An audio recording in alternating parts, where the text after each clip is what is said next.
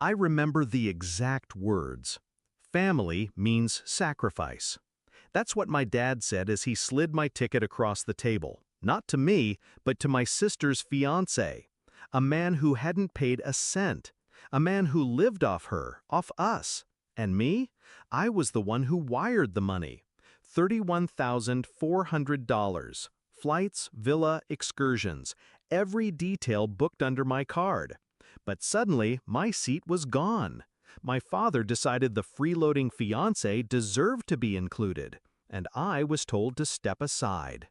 I didn't argue, I didn't beg, I just smiled, pushed back my chair and said, "Of course." They thought they'd won, but I was already planning their downfall. I used to believe family meant loyalty. I used to believe my father would protect me the way he did when I was a kid. But somewhere between my adulthood and my sister's engagement, things shifted. My father's pride in me became irritation. My sister's failures became excuses. And every time, I was the one expected to give way. I paid, I covered, I sacrificed. And they took.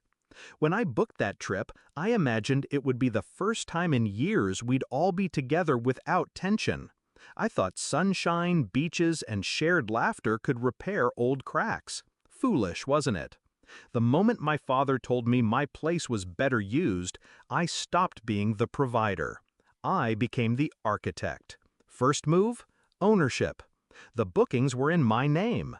Flights, villa, car rentals, excursions, every confirmation linked back to my email. Every reservation attached to my card. I didn't cancel. No, that would have been too easy, too merciful. Instead, I modified. Quietly, carefully. The beachfront villa became a cramped inland rental with no air conditioning. The rental car, once a spacious SUV, became a stick-shift compact. None of them knew how to drive manual. The excursions? Gone. No snorkeling, no luau's, no helicopter tours, just empty itineraries. I let them believe everything was intact. My sister gushed about sunsets. My father boasted to friends about the dream trip. All while the ground beneath them was already crumbling. Second move, finances. Since my card was tied to the bookings, I pulled it. Quietly, I swapped their flights onto the cheapest economy fares, stripped of baggage, seats scattered across the plane. At check-in, they'd discover it. Middle seats, separated, carry-ons only. And when they arrived at the rental counter in Hawaii, sweating in the tropical heat, they'd find a tiny, dented car waiting. One none of them could drive. But the masterpiece wasn't in logistics. It was in exposure. I left one booking untouched, the hotel I reserved under my father's name with my card. A 5-star resort, oceanfront, champagne on arrival, a place they thought they'd be staying. But I moved the payment responsibility.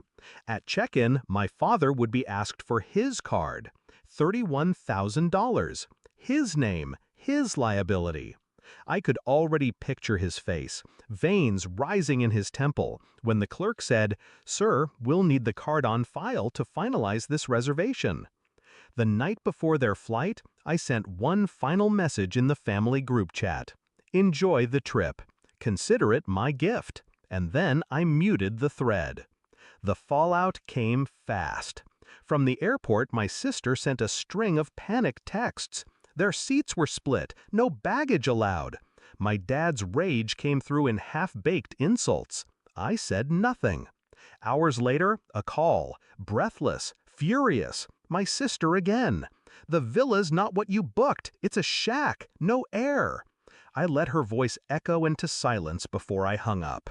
Then came the call I had been waiting for, my father's. His voice was a low growl. "They're saying I owe $31,000 at the hotel. Fix this, now." I almost laughed. "No worries, Dad. Family means sacrifice, remember?" And then I hung up. They spent the trip suffocating in a stifling rental house, eating grocery store noodles because the budget had evaporated. No car to get around, no excursions, no luxury, just heat, resentment, and each other. Meanwhile, I wasn't home sulking. I was in Maui, in the five-star hotel, my name on the suite, sipping champagne on the balcony, watching the waves. Alone, at peace, unbothered. I saw them once, on the third day, trudging down the boardwalk, sweat-soaked and snarling. They didn't see me, or maybe they did, but couldn't bring themselves to approach. Either way, I raised my glass in their direction and smiled. When they came home, the silence was deafening. My sister avoided me. My father couldn't look at me. My mother muttered half-hearted defenses about misunderstandings. But I knew. I had shown them what sacrifice really looked like. And that trip, it became their worst memory. A blistering, suffocating, humiliating disaster they'd never live down. But for me, it was freedom. The last time they took from me. The first time I took everything back. I don't regret a thing.